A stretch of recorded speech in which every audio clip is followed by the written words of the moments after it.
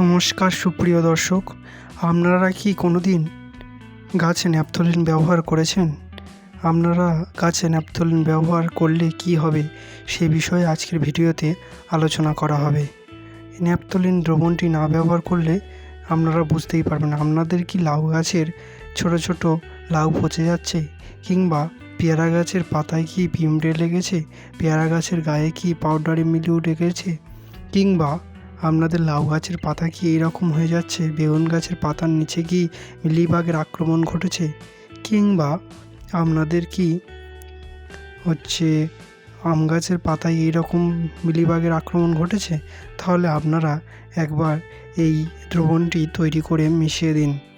প্রথমে বাজার থেকে আমি এক প্যাকেট ন্যাপথলিন কিনে এনেছি। এর থেকে আমি দুটি মাত্র ন্যাপথলিন নেব। এই দুটি ন্যাপথলিন নিয়ে আমি প্রথমে গুঁড়ো করে নেব। প্রথমে একটি শিলনোড়া নেব। দেখুন, ঠিক এইরকম একটি শিলনোড়া নিয়ে নিলাম। তারপর ন্যাপথলিনটি রেখে তাতে আলতোভাবে মারতে হবে, কারণ না তো চারিদিকে ছড়িয়ে পড়বে। আলতো হাতে ন্যাপথলিনটিকে ভেঙে নিতে হবে, নিয়ে তারপরে গুঁড়ো করে নিতে হবে। দেখুন, আস্তে আস্তে এইরকম গুঁড়ো করে নিচ্ছে। ঠিক এইভাবে আপনারা গুঁড়ো করে নেবেন। ন্যাপথলিনটি গুঁড়ো করে নেওয়ার পরে ঠিক এই রকম আকার আসবে। দেখুন কেমন পাউডারের মতো গুঁড়ো করে নিয়েছি। তারপর একটু পাত্রে জল নিতে হবে। 1 গ্লাস মতো জল নিয়ে নিয়েছি। তাতে এই এবার মিশ্রণটি অর্থাৎ ওই ন্যাপথলিনের গুঁড়োটি দিয়ে দিতে হবে। দেখুন কিভাবে আমি দিয়ে দিচ্ছি। এই ন্যাপথলিনের গুঁড়ো ভালোভাবে দিয়ে তারপরে ভালোভাবে নেড়ে নিতে হবে, যতক্ষণ না মিশ্রণটি ভালোভাবে মিশে যায়। দেখুন ভালোভাবে মিশছে না, যতক্ষণ না মিশবে ততক্ষণভাবে নাড়তে হবে। নাড়িয়ে নাড়িয়ে মিশ্রণটি মিশিয়ে দিতে হবে। দেখুন আমি কিভাবে মিশিয়ে দিচ্ছি। ঠিক এইভাবে মিশিয়ে দেওয়ার পর তারপরে এতে যে কোনো ডিটারজেন্ট ব্যবহার করতে হবে। আমি একটু শ্যাম্পু দিচ্ছি। ওতে শ্যাম্পুটা দেওয়ার পর দেখুন কীরকম মিশ্রণটি মিশে যায়। এই শ্যাম্পুটা দেওয়ার কারণ হচ্ছে, আপনারা হয়তো জানেন, এই শ্যাম্পুটা দেয় কারণ এটি স্টিকারের কাজ করে এবং গাছে এটি ব্যবহার করলে দীর্ঘক্ষণ ধরে থাকে এবং পোকামাকড়ের উপদ্রব এই শ্যাম্পু কমিয়ে দেয়। তারপরে এটি ভালোভাবে মিশিয়ে নেওয়ার পর দেখুন জলের দ্রবণটি কী সুন্দর মিশে গেল। ঠিক এইভাবে মিশে যাবে দ্রবণটি।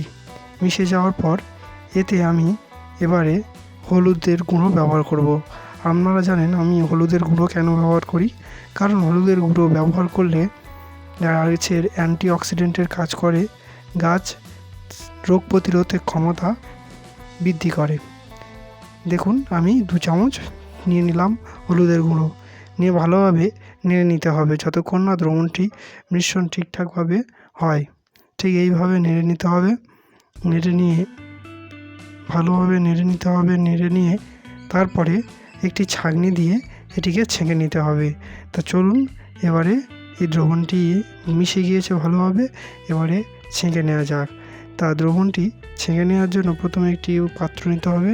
সে পাত্রের ওপর ছাঁকনিটিকে রাখতে হবে, রেখে এবারে ছেঁকে নিতে হবে। তো চলুন এইভাবে ছেঁকে নেওয়ার পর তারপরে কি করতে হবে না, এটি স্প্রে করতে হবে, অথবা মাটি গাছের গোড়ায় দিয়ে দিলে আমাদের গাছে আর কোনো রোগ পোকার আক্রমণ ঘটবে না। দর্শক, আজ এই পর্যন্ত। দেখা হচ্ছে পরের ভিডিওতে। ভিডিওটি যদি ভালো লাগে লাইক, শেয়ার, কমেন্ট করতে ভুলবেন না, আর সাবস্ক্রাইব করে পাশে থাকবেন। ধন্যবাদ।